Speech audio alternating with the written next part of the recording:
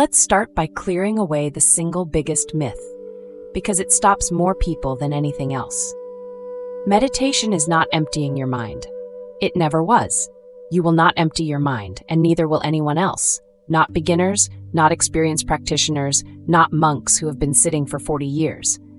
The mind produces thoughts the way the body produces heat. It is what it does. It is not a malfunction.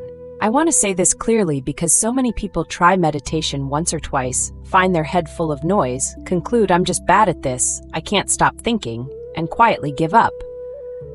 If that is you, you were not failing.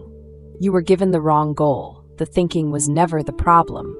So if it isn't emptying the mind, what is it? Here is the whole thing in one sentence. Meditation is the practice of noticing that your attention has wandered and gently bringing it back. That's it. The noticing and the returning. That is the entire exercise, and here is the part that reframes everything.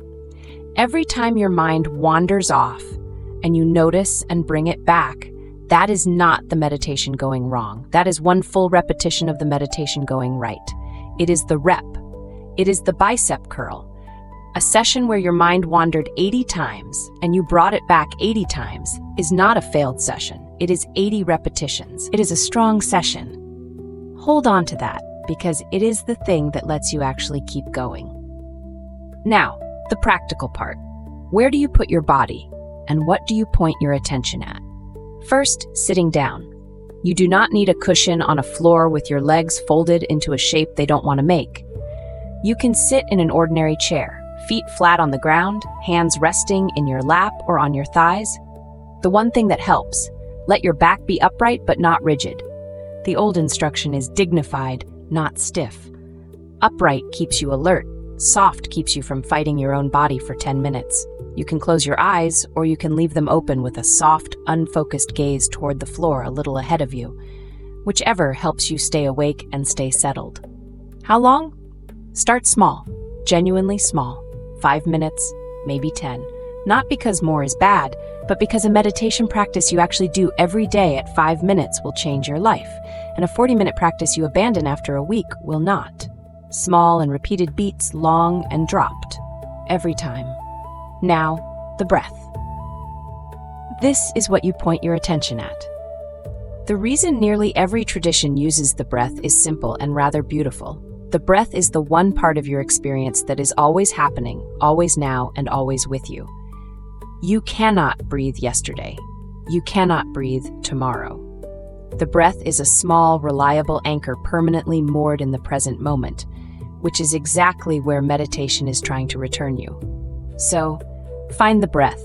Don't change it. Don't deepen it or slow it down or perform a special meditation breath. Just locate it, as it already is. Find the place where you feel it most clearly. For some people, that's the cool air at the edge of the nostrils. For others, it's the rise and fall of the chest or the gentle expansion of the belly.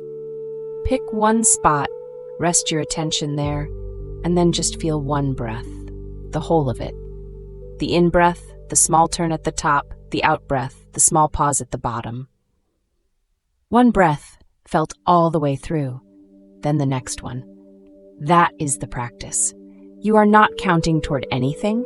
You are not trying to get somewhere. You are simply keeping your attention with the breath that is happening right now.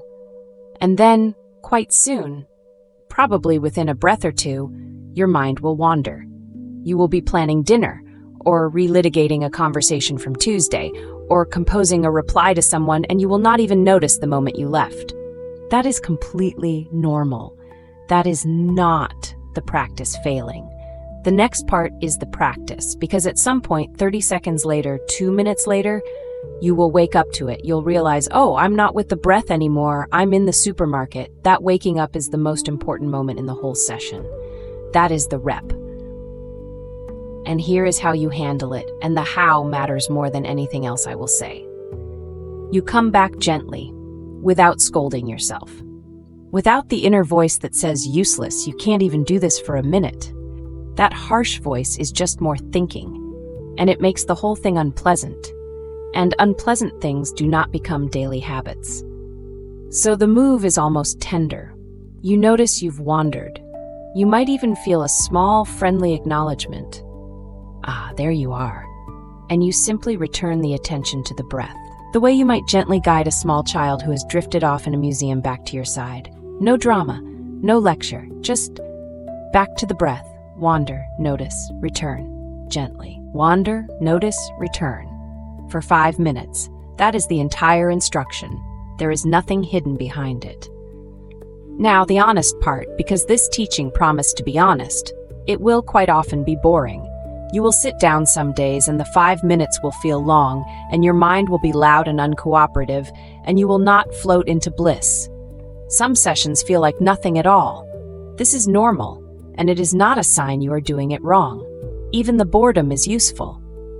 Sitting still with a restless, bored mind and not immediately reaching for your phone to escape it is itself a kind of strength training.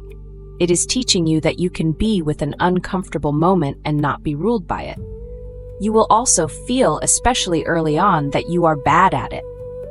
Everyone feels this. The feeling is not evidence.